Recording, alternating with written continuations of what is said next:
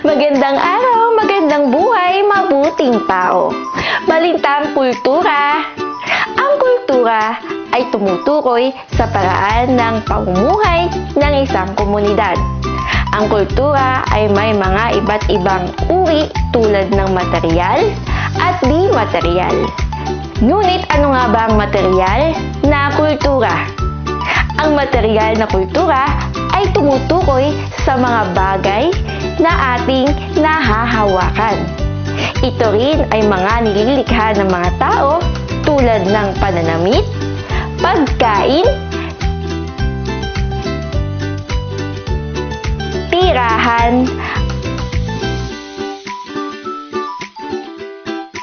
at maging mga kasangkapan.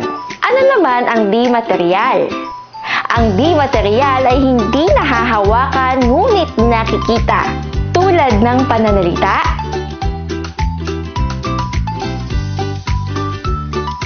kaugalian,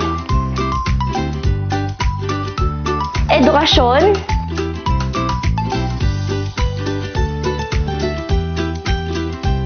maging ang sining. Mahalagang ipagmalaki ang kultura ng bawat komunidad upang mapanatili nito ang pagkakakilanlan at pagiging patibay at patatag na samahan. Muli, ito ang Balitang Kultura.